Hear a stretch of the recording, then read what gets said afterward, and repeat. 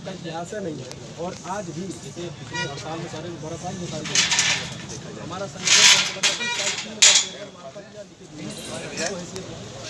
हैसियत की बात है, हमारी बात है कि हम अपनी बात रखें, झगड़ा करेंगे जैसे उपद्रव करेंगे तो हमारा नहीं बात। हम सिर्फ अपनी बात टेंट नहीं लगवाए, धूप है यहाँ तो 4 लोग बैठे, पीछे बैनर लगेगा, इसके बाद टेंट नहीं लगेगा। इन्होंने पांडे जी कहा गया,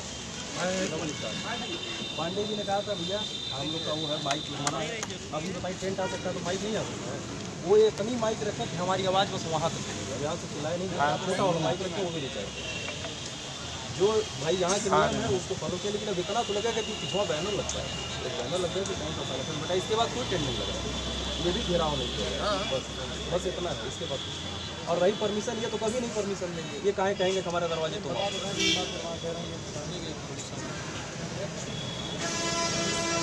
कार्रवाई कर देंगे। इतना टेंट लगाएंगे, इसके आगे नहीं लगाएंगे, इसके आगे लगा ही नहीं रहे, हमारे सभी साथी बैठे हुए और यहाँ एक बैनर लगने के लिए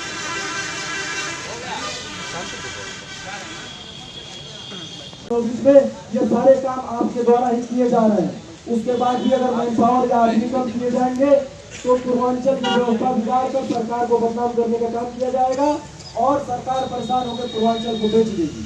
और ये समस्या सिर्फ हमारे लोगों के लिए नहीं है, यह पूर्वांचल की जनता को भी समझना पड़ेगा। आगरा शहर प्राइवेट और टोरेंटो है, यहाँ पर आया ना ओटीएस योजना का छूट हमारे पूर्वांचल के सभी उपभोक्ता इंतजार करते हैं।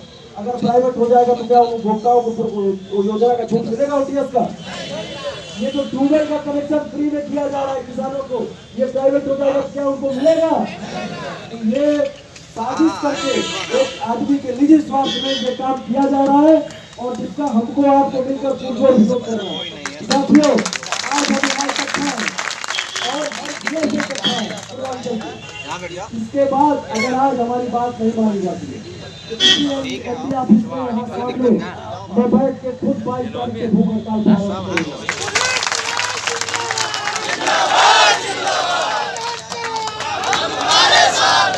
और अगर उस भूख हड़ताल में भी सुनवाई नहीं होगी तो हम अपने साथियों का आग्रह करते हैं कि आप अपने अपने जनपदों में 8 घंटे से ज्यादा की ड्यूटी मत करना, क्योंकि दिवाली का त्योहार आपके सर पे है। और अगर 9 बजे हमारा कोई साथी पड़ा हो जाता है तो 4:30 बजे का हो छोड़ दें। और इसका लिखित बिना बेंचों से अनुरोध करूंगा कि मैं आपको 2 दिन के अंदर जो श्रम न्यायालय हमारा कहता है कि हमारा आदमी काम 3 घंटे करेगा और आपके टेंडर में भी लिखा था 5 घंटे काम करेंगे, इन दोनों की काफी जिलाधिकारी और अपने अधीक्षक निष्ठा को दे दीजिएगा। हमारा एक नेता पूर्वांचल में भूख हड़ताल कर रहा है, अगर उसकी बात 23 तारीख या 24 तारीख तक नहीं सुनी गई तो हम 8 घंटे की ड्यूटी करेंगे और इसके बाद हम काम नहीं करेंगे। हम 24 घंटे का ड्यूटी करेंगे। इसका फलस्वरूप ये दिवाली का त्योहार है, वर्कलोड ज्यादा है, जब आप 8 घंटे काम करेंगे तो पूर्वांचल की विद्युत व्यवस्था चरमरा जाएगी। हम आपसे काम बंद करने की आग्रह नहीं करेंगे, आप नियम अनुसार काम करेंगे। जिस पेपर पे आपको रखा गया है, जो श्रम न्यायालय ने आपके लिए नियम तय किए, उस नियम में है कि एक साथी 8 घंटे से ज्यादा ड्यूटी नहीं करेगा। और ये ग्रामीण क्षेत्रों में 5 से 6 फीडर है और वहाँ ये सिर्फ 3 गैंग दे रहे हैं। अब बताइए 5 फीडर की पावर हाउस 3 गैंग 24 घंटे कैसे काम करेगी? ये शोषण किया जा रहा है आपका। एक जमाने में बंधुआ मजदूर हुआ करते थे और आज आपको हमको बंधुआ मजदूर बनाने का कार्य किया जा रहा है। इसलिए साथियों इसका पुरजोर तरह से विरोध करना है। कल मैं अपनी ऑफिस आया, हमसे कुछ कंप्यूटर ऑपरेटर से मुलाकात हुई, उन लोगों ने बताया किसी बिल्डिंग में जो लोग बैठ के काम करते उनकी छटनी का भी कार्यक्रम बनाया जा रहा है। तो जो दिन रात इस पावर हाउस को पूरे पूर्वांचल में जितने उपभोक्ता है उनको समय से बिजली देने का काम किया जा रहा है, जो 24 घंटा खून पसीने का काम करते हैं। और आज हमारे जो साथी खड़े हैं धूप में नहीं बैठे हैं, उनसे आग्रह करेंगे इससे ज्यादा धूप में आप खंभों पर चढ़ के काम करते हैं। आज आपकी जीविका का सवाल है, आप यहाँ बैठिए और विरोध करिए। आपको पता है हमारे संगठन हमारे मुखिया RS राय की देन है कि आज पावर हाउसों पे आपका और हमारा नाम लिखा हुआ है, पावर हाउसों पे कुशल और कुशल का नाम लिखा है। और आज 1 अक्टूबर 2024 से नए अनुबंधों में आपका मृतक में जो आश्रित को पैसा मिलता था परिवार को 5 लाख, जो पिछले साल 7.5 हुआ था, 1 अक्टूबर से 10 लाख का काम आपके संगठन ने कराने का काम किया। इसके साथ आप जानते हैं कि आपको सेफ्टी उपकरण कंपनियां उपलब्ध नहीं कराती, नई कंपनी आती है 2005 को सुरक्षा उपकरण में वही 3rd क्लास फ्लास्क और दस्ताने हेलमेट देकर फोटो खींच के चले जाते हैं और किसी को सुरक्षा उपकरण नहीं मिलता है, काम करने के लिए क्लास अच्छा नहीं मिलता है। तो इस मांग को रखते हुए हमारी चेयरमैन से बात हुई तो चेयरमैन ने कहा कि किसको एमपी ने इसका टेंडर जारी किया है और विभाग के द्वारा सुरक्षा उपकरण मुहैया कराया जाएगा। और माननीय मंत्री जी से अभी मैं मिला था, उन्होंने कहा कि 2 काम और हम आपसे लेकर जाएंगे। ये सब आपकी ताकत की वजह से है। लेकिन अगर एक निवेदन और जिस जिले से हमारे जो साथी आए हैं वो जानते हैं कि उनके जिले में संख्या कितनी है। अगर आपके जिले में 700 आदमी नौकरी कर रहा है और आपके संगठन से 300 दूर है तो आप बहुत कमजोर है। आप अपनी बात बता नहीं पा रहे हैं कि आप क्या कर रहा है आपका संगठन। और सिर्फ हमारे जिला अध्यक्ष की जिम्मेदारी नहीं, यहाँ बैठे वो हर शख्स की जिम्मेदारी है। जब मुसीबत आती है तो आप अपने गांव में क्या करते हैं, अपने परिवार में क्या करते हैं? आप पहले अपना घर और अपने बगल के घर को देखते हैं। उसी प्रकार से हमारा जो साथी यहाँ बैठा है वो चीज पावर हाउस पर अपने पावर हाउस को अपने लोगों को जोड़े और अपने बगल के पावर हाउस को जोड़े। और जब यहाँ आप काम करने लगेंगे तो कड़ी से कड़ी दोस्ती जाएगी और एक बड़ी जल्दी हो जाएगी जिसे कोई तोड़ने वाला पड़ जाएगा। हम अपने साथियों से आग्रह करते हैं कि आप अपनी ताकत को पहचानिए। आपकी ताकत क्या है? आपकी ताकत आपका संख्या बल है, आपकी ताकत आपकी मेहनत है और आप भीख नहीं मांग रहे हैं। अपने पसीने से जितना आप काम करते हैं उतना अगर आपको मिल जाएगा तो आप एक सम्मान से जीवन जिएंगे। आप जितना काम करते हैं कम से कम आपको 25,000 रुपये लेकर लेना चाहिए।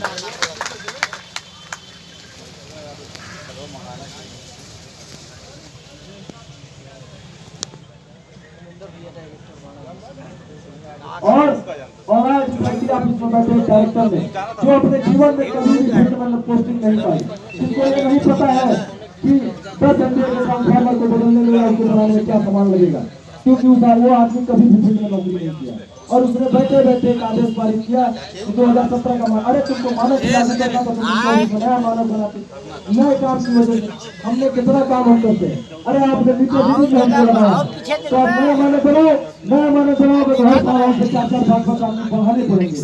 और इन्होंने पुराना मानक लगा के 4-4-5 आदमी को घटाने का काम किया है। और ये बात सरकार तक जानी चाहिए कि नहीं जानी चाहिए? हम लगता हमारी बनी रहेगी कि नहीं बनी रहेगी?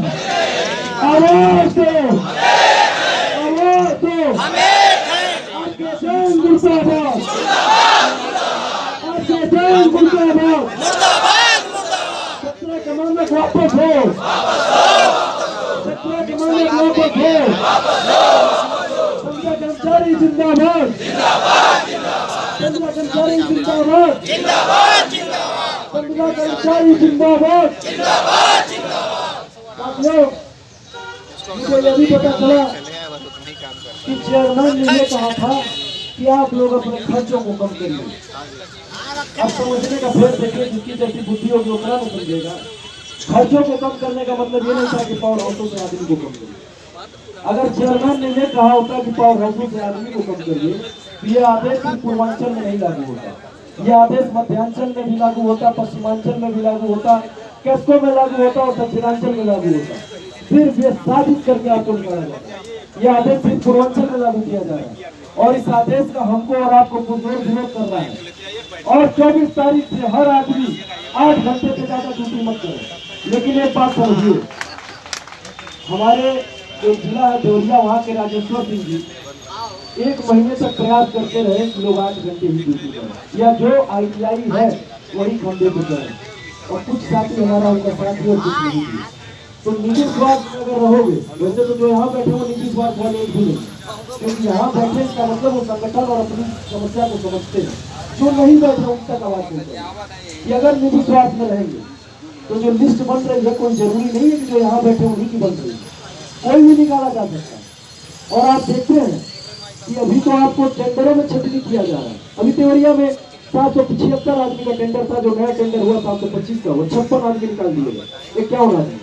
उसी तरह प्रतापगढ़ में 1340 का टेंडर था जिसको 1105 का कर दिया गया। तो आदमी को टेंडर में ही कम कर दे रहा है, तो छटेगा कौन? कोई भी छट जाएगा। और कारण क्या है? उनको पता है कि इनके में एकता नहीं है, उनको पता है कि इनके में लड़ने की क्षमता नहीं है। तो क्या आप में लड़ने की क्षमता नहीं है?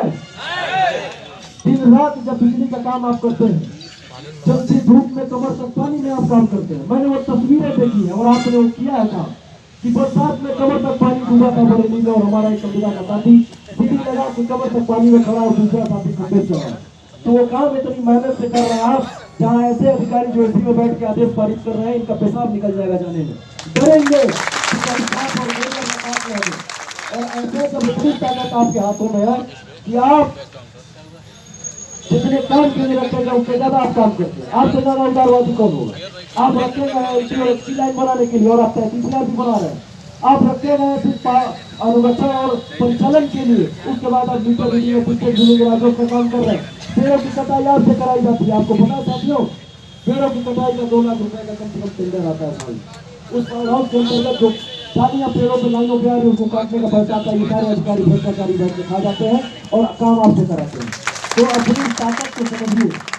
आपके हाथ में आपकी ताकत है, लेकिन आपको पता नहीं है। हनुमान जी की तरह जब बार बार याद दिलाना पड़ रहा है कि तुम उड़ सकते हो, तुम उड़ सकते हो। ताकत क्या है आपकी? एक सब स्टेशन पे 25 आदमी है, एक जेई है, एक सरकारी आदमी जिसको गाड़ी का भत्ता मिलता है। आप ईमानदारी से अगर ड्यूटी अपनी कर देंगे, उपभोक्ता अगर आपको 150 रुपए का गाड़ी का पेट्रोल ना दे, ये किसी से छुपा नहीं है, तो आपको जो वेतन मिलता है वो कम पड़ जाएगा सिर्फ बिजली बनाने के लिए।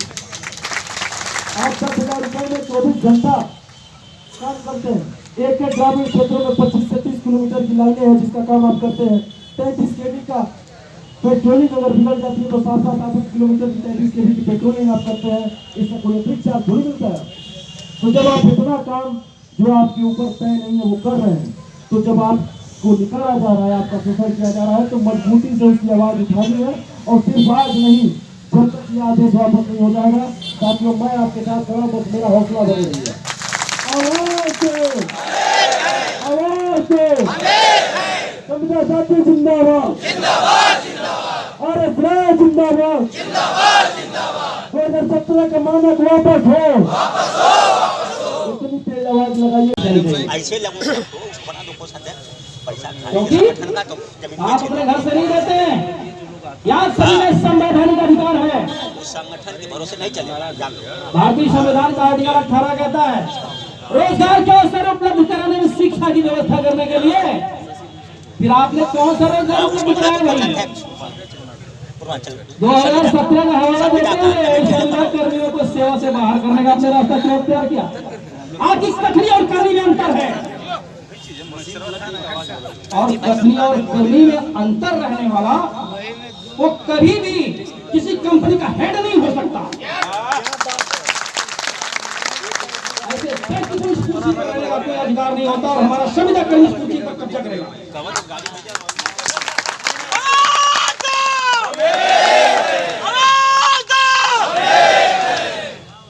प्यारे नौजवान साथियों, अभी हमारे आदरणीय बब्बू अवस्थी जी मोर्चा संघ के अध्यक्ष जी हैं, तो विद्युत संगठन को, विद्युत मजदूर संगठन को अपना भरपूर समर्थन प्रदान कर रहे हैं। इनको बहुत बहुत धन्यवाद। और इसी को कहेंगे कि आदरणीय अवस्थी साहब, हम आपके साथ हैं। आप कभी अपने आप को कमजोर मत समझिए, हमारा पूरा समुदाय स्वयं आपके साथ है। तो अभी मुझे यहाँ पर कहना पड़ता, मुझे अपनों ने मारा, गैरों में कहाँ दम था, कश्ती भी वही डूबी, पानी भी जहाँ कम। जिनको प्रबंधन के अधिकारी को आप अपना समझते हैं, वही लोग आपके गर्दन पर चाकू चलाने का काम कर रहे हैं। ये पाकिस्तान के लोग नहीं, लेकिन भारत के होने के बावजूद भी भारतीय नागरिकों के साथ ये ऐसा व्यवहार क्यों किया जा रहा है? सिर्फ चंद शिक्षकों के बदौलत अपने जमीन का बेच करके अपने संविधान का आर्टिकल 14 कहता है बराबरी का अधिकार है। आर्टिकल 15 कहता है जाति धर्म लिंग के आधार पर आप विभेद नहीं कर सकते। आर्टिकल 21 कहता है किसी भी व्यक्ति के मान सम्मान से आपको खिलवाड़ करने का कोई अधिकार नहीं होता है। यह ऑर्डर आपको इंडियन कॉन्स्टिट्यूशन प्रदान करता है।